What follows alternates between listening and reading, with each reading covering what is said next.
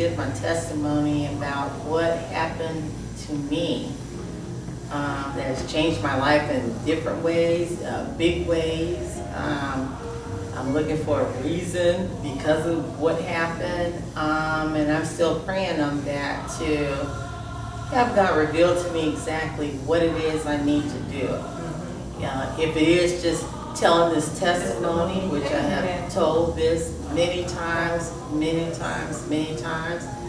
and I will continue telling it, and maybe that is my purpose. But my testimony began on Easter weekend of this year. That Saturday before Sunday, Easter Sunday, I wasn't feeling well. All that day I wasn't feeling well. That night I wasn't feeling well, and basically just laid around. But I had my things laid out for me to attend Easter service. Mom was coming to pick me up and knocked on my door, and she said, "Tracy, you're not ready for Easter." I told her, "Mom, I just don't feel like going. Today I've been up all day Saturday night. I was just sick. I just didn't feel like doing anything." And she said, "Okay, I'll check on you later." Okay, so then it goes to Monday morning. I said, "Okay, thank God, I'm actually feeling a little better." I got up to take a shower, changed clothes, but then I laid back down on the couch. Just didn't have any energy, didn't have anything. But while I felt a little better, the comforter, the blankets and everything, I said, "Well, I'm going to put these in the laundry room just to throw them in there to wash or whatnot." As soon as I opened my door to my laundry room, I immediately fell straight back and bashed my head into my kitchen floor. Now my kitchen floor, I don't have tile. My kitchen floor has the consistency of cement. Lay there for a minute with just my hands like this and looked up to the ceiling, and I said, "Lord have mercy, how am I going to get up from here? I'm here by myself. I don't have anything to hold on to pull me up." Just lay there for a moment. Finally, after I gathered my senses, whatever, it's not that I passed out or anything like that, I rolled over on my stomach and I literally drug my body on the bottom of my arms. That's from the kitchen to the carpeted part of my living room, which the carpet was not much softer than the kitchen, but it was somewhere in there. I was thinking that, okay, I can pull myself up, at least get to my couch, dragging myself on this part of my arm, my full body weight. I finally got to my couch, got enough energy to throw my leg over on my couch and just lay there just for a second. Now during this time, my phone was broken. It was split in half. And why, I don't know. I was taking my phone and I was taking my fist and bamming it, thinking, okay, maybe I can get some kind of signal with this broken phone for someone to come and help me. So I lay there for a moment, managed to get back off the couch, and I went to my front door. At this time I was standing, opened the front door, and began yelling outside for someone to please help me. Please help me. Now on Mondays, and just saying on Mondays, I was reflecting on this testimony, and I'm going to say this and you'll get it when I finish telling the testimony, but Mondays, we usually have the grounds people come. They'll come and cut the bushes and mow the lawns, and in my backyard I have 2 sets of playgrounds. There's usually children out there. They're laughing and hollering and on the swings and all this kind of stuff. I looked outside, there was nobody around, no one. In front of my house I have the busiest street in my complex. Cars up and down the street, all times of the day and night. Saw not one car, nothing. Saw not one groundskeeper, nothing. Didn't see one child outside playing on the playground. No one, nothing. I stood in the door still, hoping that someone would hear me. I started sobbing, pleading, somebody please help me, somebody please help me. I need 911. I couldn't stand up any longer, so I sat down on the living room floor in front of my front door. Just happened to lay down. Half of my body was outside on the porch, half of my body was on the inside of my house. While I was laying on the floor, I was still sobbing. Please, please, someone please help me. Someone please help me.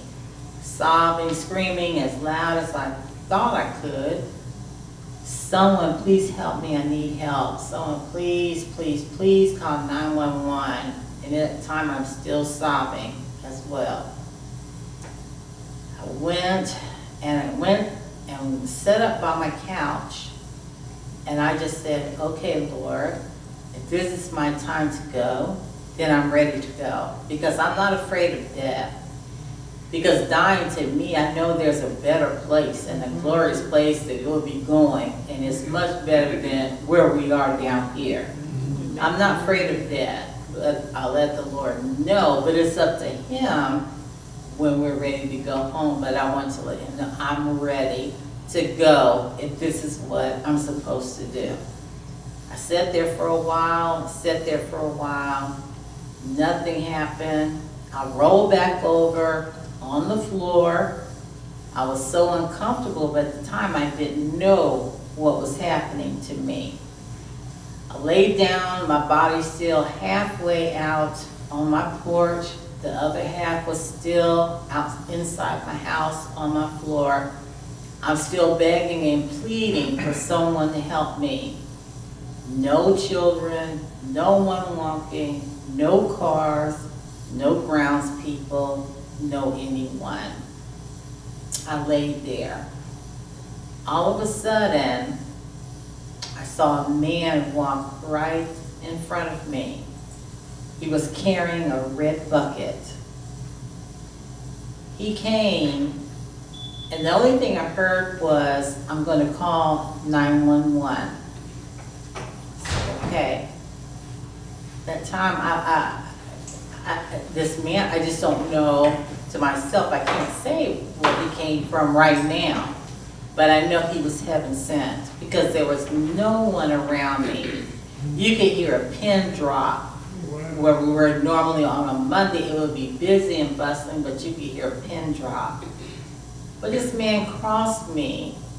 He was carrying a red bucket, and I still cannot get that image out of my head, that red bucket.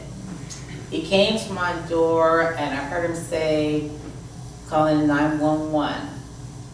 But then he took his hand like this and did this over my body, from my top of my head to my feet, and the only thing I heard at that moment was God. That's what I heard. I lay there a few minutes later, I heard another voice tell me, just as clear as I'm speaking in this microphone, and no one else will ever convince me any different, that this voice told me, I am with you, and I will never leave you. Just as clear as day. As I was laying there, I heard the sirens come. They came, they picked me up, put me in a stretcher. Before I knew it, I was on my way to the hospital. Everything happened so fast. But I knew something was wrong when they hooked me up to the EKG machine. I was looking at the paramedics, and they have that look of concern. They can't tell you what's going on, but you know there's something that's going on. They put me in the ambulance, hooked me up to everything, hooked me up to the EKG machine. They started throwing aspirin in my mouth, nitroglycerin. And I was like, oh my goodness, I've already had one heart attack. Does this mean that I'm having another heart attack? He couldn't say anything.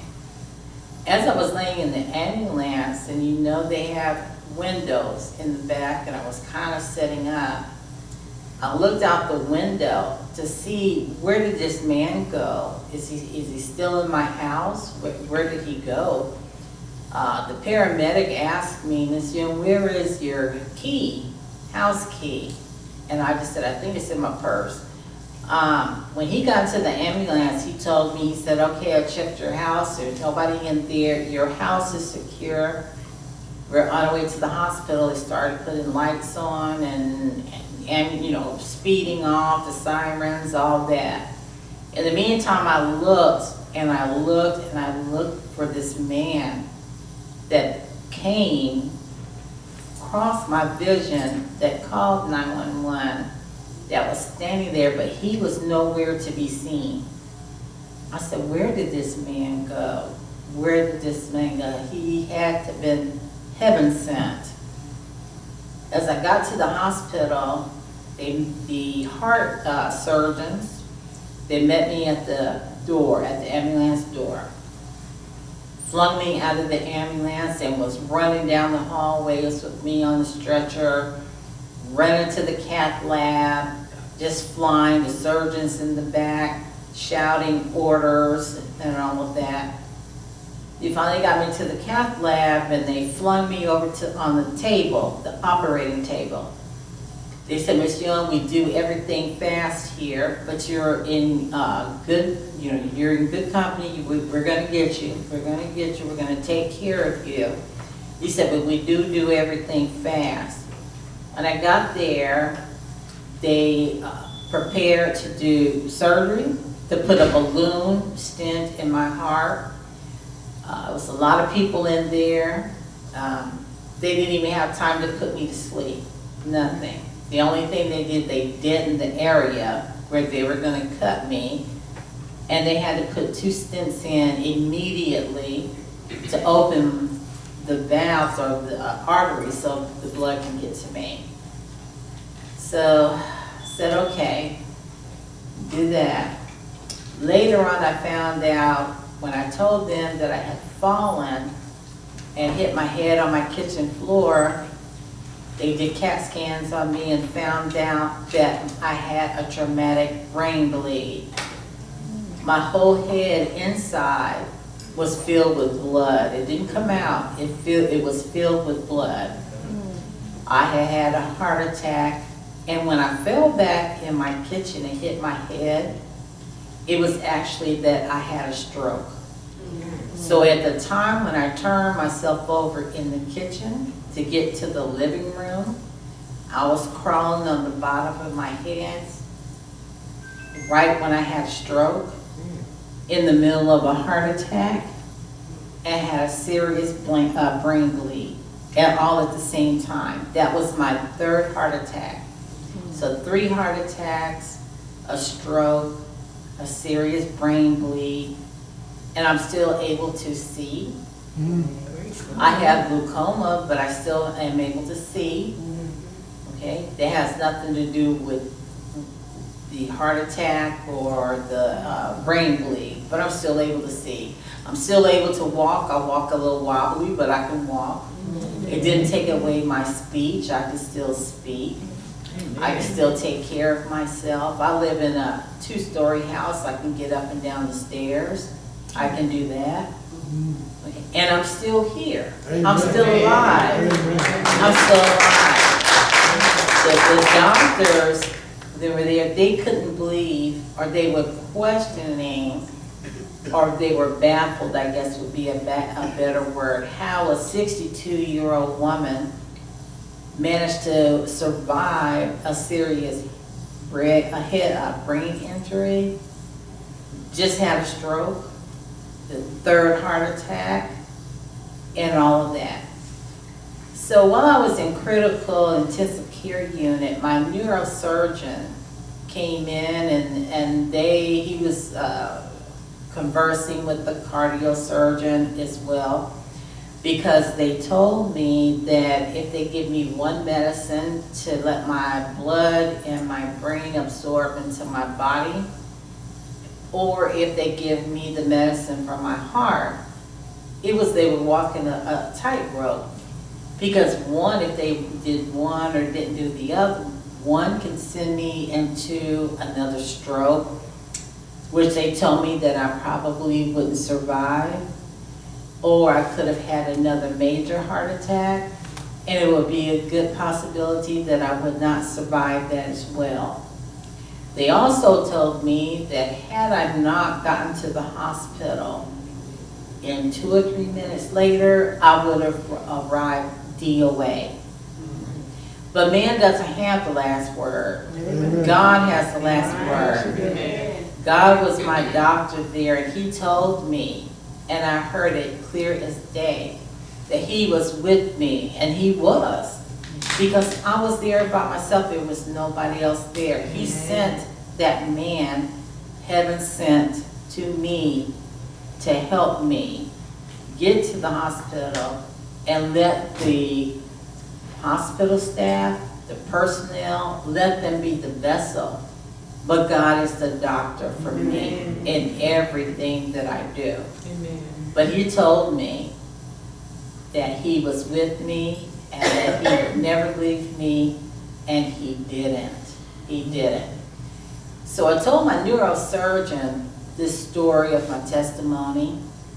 He asked me to tell him what happened. I told him from beginning to end exactly what happened. And he just looked and he just stared at me for a minute. He came around to my side of the bed and picked my legs up by my ankle to move them over to the other side of the bed, and he made him a space on my bed and asked me to tell my testimony again a second time. He was looking intently to me. I told him again from the top to the bottom exactly what happened to me. And he looked at me, he said, "Miss Ewing," he said, "I've been practicing medicine for a long time." He said, "I've never met a patient like you before." He said, "But I want you to get well and you continue telling your testimony, because someone needs to hear it. Someone's waiting to hear it." That is the most beautiful testimony I've ever heard. He said he was just looking at me. So then he stood up and he put both of his hands over his face and shook his head and walked out. But he was overcome. He was just he just couldn't believe it. But I said, when I tell testimonies, that because people always ask me, and they did. I was in the hospital for a long time. And the nurses would always come in and they would say, "Miss Hill, what brings you here?" I tell them a testimony again. They may be typing in their chart or whatever, and they stop in the middle of what they're typing. And they just like, "Oh my God," like that. I said, "Yes, God, but God." Yes, that's why I'm here. That's why I'm able to tell you this testimony. Yes. I'm here because of him. Amen. It wasn't my time to go. Amen. So I asked God, I said, if I don't go, you don't bring me home, then there's something else that I need to do. If it's telling this testimony, if it's just helping one person, just one, to let you know, when you think that you're by yourself, you're never by yourself. Amen. You pray to God. He will talk to you. I never thought that I would have an experience like that. I never thought. But that got me through. And it gets me through everything. It gets me through everything. So if it helps just one person, you're not alone. You are never alone. Just pray to him. He's there. He's there. He showed me. He said, because by right, I should be dead. I should not be standing up here. And I don't want my mom or, my sisters and brothers or my dad to have to go to a graveyard praying over my gravestone and I have work to do. So I'm in prayer with him for God to let me know exactly what it is. Because as they said by right, you should not be alive. How are you alive after 3 heart attacks, a stroke, a brain bleed? I have other health issues. I got through that, or getting through that as best I can. But I'm still here. Amen. I'm still here. So I don't care how many times I have to tell my testimony. You want to hear it, I will be glad to tell you. But first of all, just to let you know that God is here. Just call on him. He will be here for you. He will. He was here for me. I'm a nobody special. I'm no one special at all. I came from the dirt. When I die, I'll go back to the dirt. So I'm no one special. But I know what God did for me. He could do the same thing for you. Amen. And like I said, I was reflecting the other day, Monday. I was sitting on my couch and I was reflecting on my testimony again, because on that Monday, I was sitting on my couch and I heard all kind of commotion and stuff. I looked outside. It was the gardeners out there trimming the bushes. They were mowing the lawn. I went into my kitchen. The playground was full of kids. I was seeing people standing outside on their phones, walking their dogs. You know, cars up and down my street, sometimes flying. We have little humps there so you can slow down, but they ignored that. You know, back to the way it was, which I thought it was supposed to be. And it was supposed to be, or maybe it wasn't, because I needed to have this experience. Yeah, because that day that it happened, you could have heard a pin drop in my neighborhood. And Monday, it was just so loud and bustling. So I reflected on the testimony. I did. I said, wow, okay.